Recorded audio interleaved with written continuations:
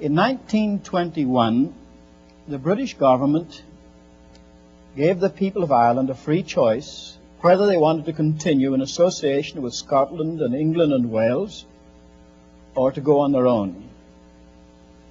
The South voted for going on their own, but the North didn't want to do that. The result was a kind of civil war. And it came along religious lines because most Catholics were in favor of independence and most Protestants didn't see why they should separate from their friends in Scotland and England and Wales. But then riots began, assassinations, burnings, lootings, murders, with retaliation and a bitter, bitter feeling. The true Christians, the praying people, got so desperate they prayed, "Oh God, send anyone just to bring the people back to yourself."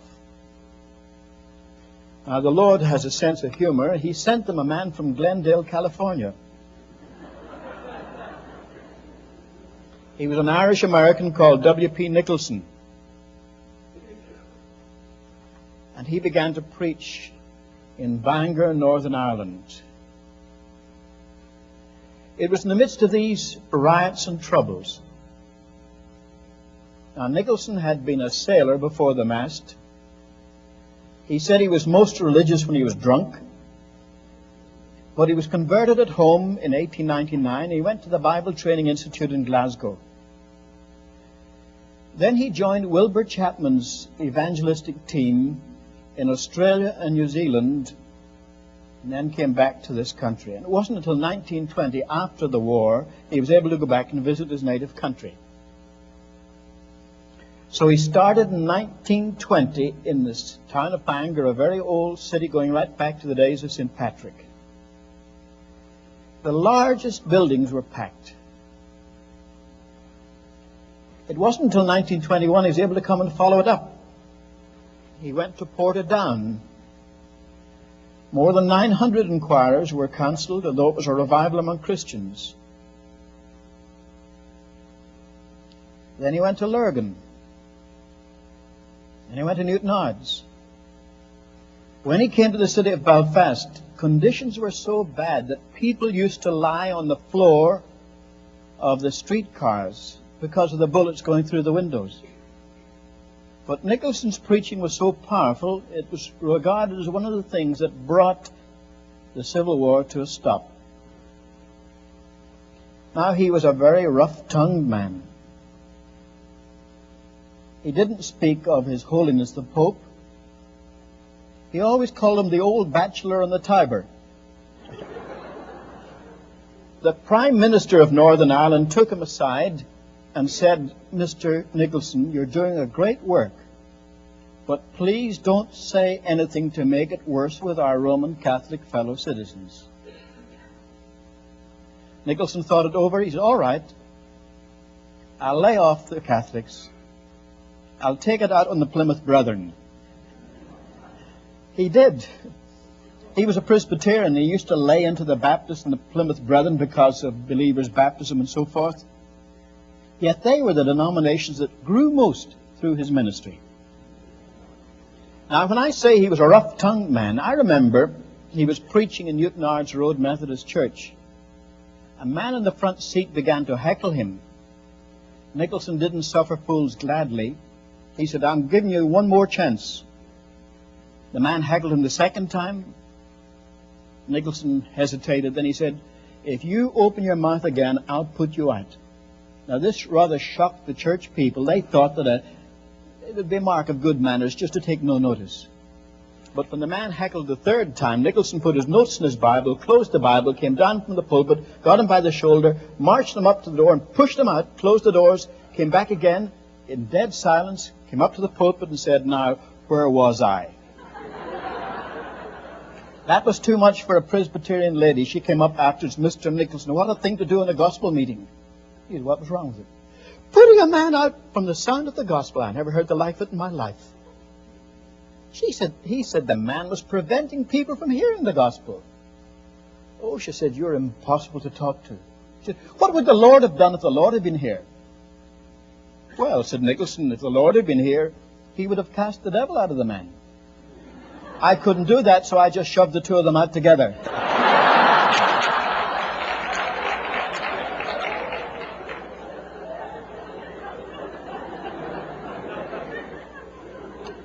Now, you can understand a man with that kind of sense of humor drew the working class, the working men. In fact, the biggest shipbuilding yards in the world are Harland and Wolff in Belfast that built the Titanic. And the men marched en masse in their dungarees, straight from work to the meetings. And when they couldn't get into some of the churches, they carried away the railings and part of the wall.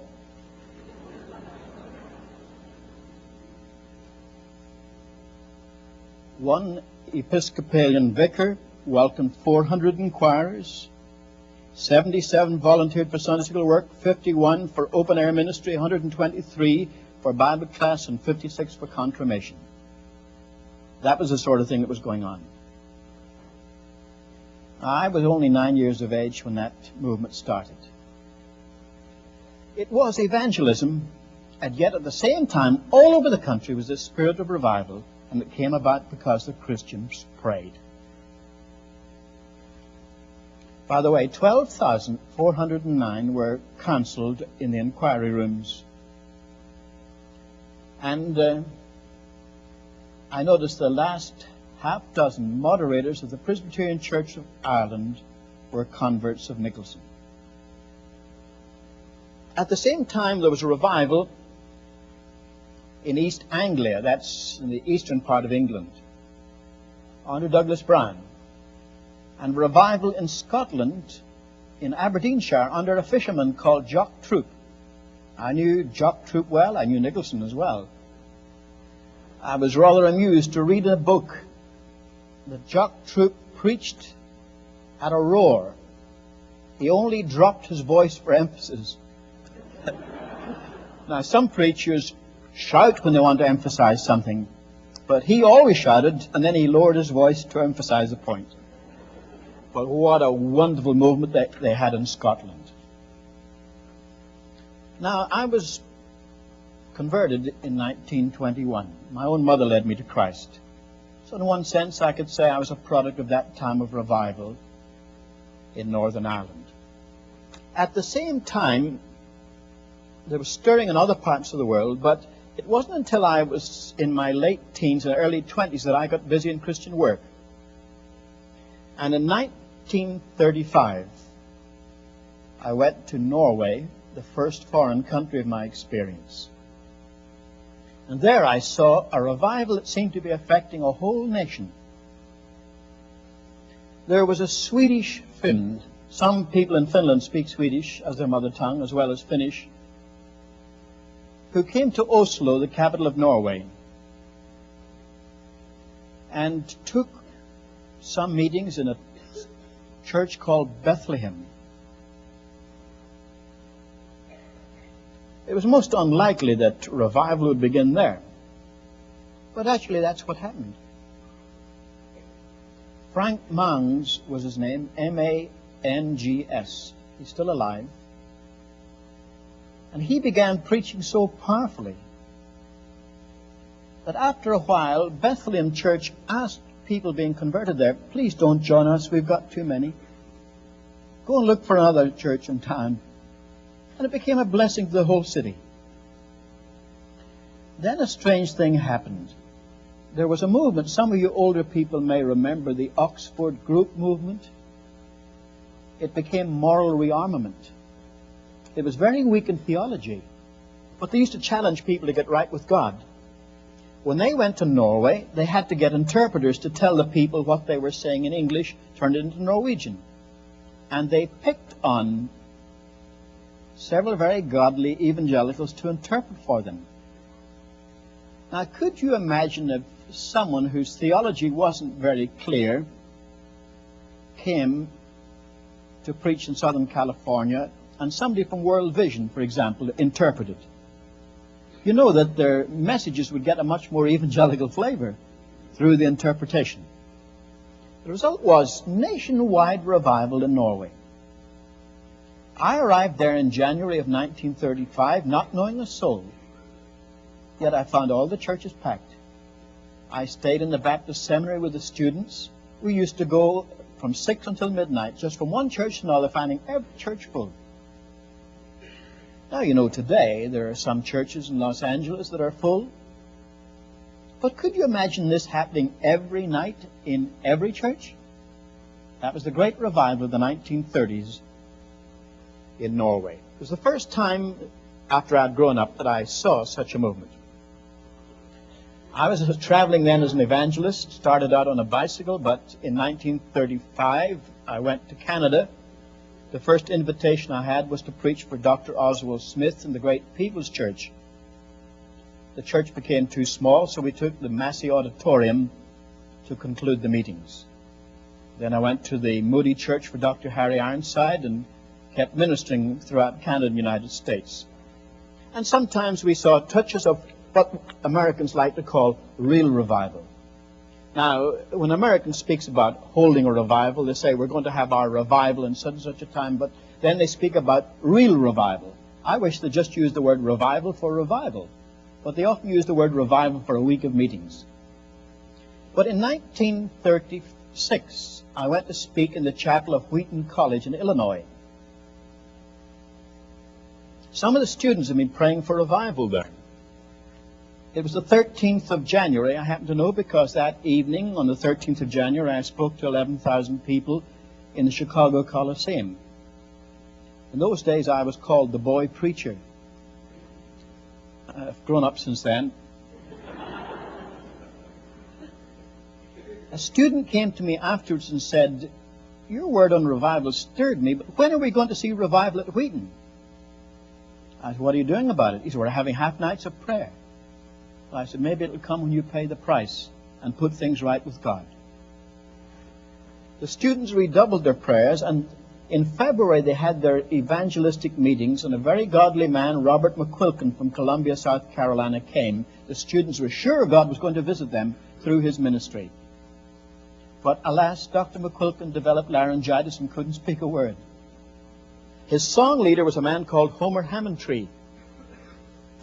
And he appealed to Moody Bible Institute, Northern Baptist Seminary, and other places for speakers to pinch hit for the man who was ill. One morning in chapel, they were closing the service when a student passed up a note. "We heard about revival again. When are we going to see revival?" Now, Dr. Wilson of Kansas City had spoken that morning on the Holy Spirit, but he was in a hurry to catch a train to Kansas City, and he left before pronouncing the benediction. His song leader was concluding. He said, "Well, I'm sure God will answer our prayers when we do what he tells us to do." A student stood up and said, "I wrote that note. I'm supposed to be a big man on campus, but things are not right in my life." And he began confessing his faults before the congregation. Somebody shouted from the gallery, "Let's all get to our knees." And that meeting went on day and night. There was one humorous thing happened. At Wheaton, they didn't allow the students to smoke. Some students who couldn't give up the habit found that they had a fail-safe method of doing it without being detected. If they went into chapel and went straight down the stairs to the basement where they had the furnaces, nobody would know they were there. They could smoke their cigarettes, throw the butts into the furnaces, no evidence, and then come up another series of steps right up to the platform. But they couldn't do that until the students were going out, and then they were counted out for attendance. It's a sure method. But this particular morning, they said, "Who's preaching this morning?" 10:30, then 11 o'clock struck. Who is it? The meeting went on. When 12 o'clock struck, one fellow turned pale. He says, "It's the rapture and we're left behind." But what happened as a result of that awakening? 25 of the seniors that graduated that year became famous missionaries. I knew Jimmy Belote, who went to China, became secretary for all of Eastern Asia for the Southern Baptists. Don Hillis went to India. Now he's general director of the Evangelical Alliance Mission. Kenneth Hood went to Costa Rica. Wilbert Norton went to the Congo. I could go on. Among those that stayed in this country were Dr. Carl Henry, famous theologian, Harold Lindsell, who was editor of Christianity Today, and I could mention others. That movement really stirred the whole company of students. I went up there to see what was happening because the president sent me a telegram.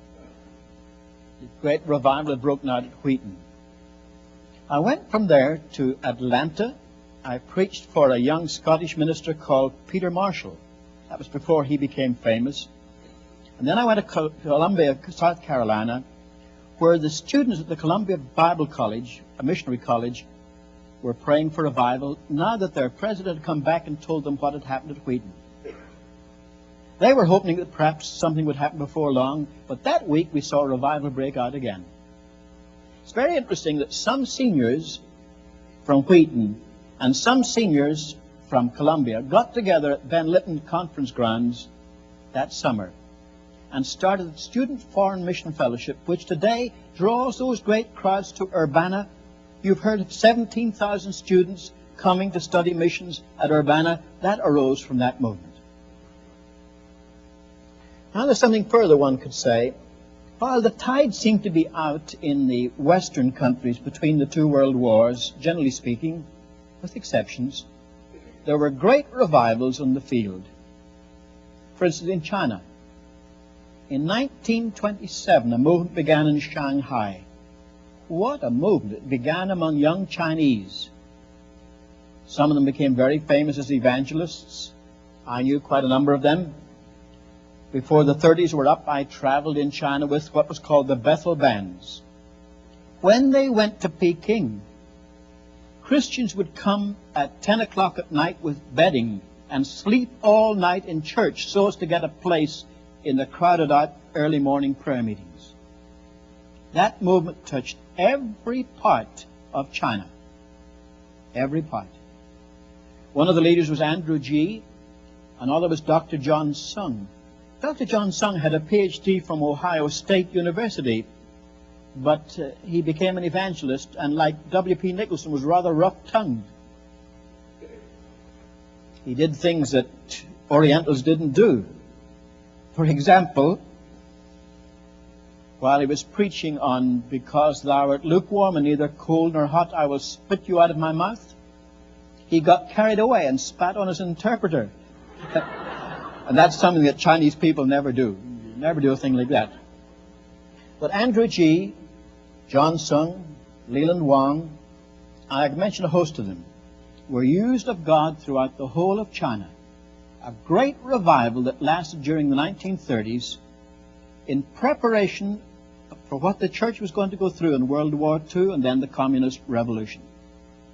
I spoke to you once before about what I found in the People's Republic of China this year.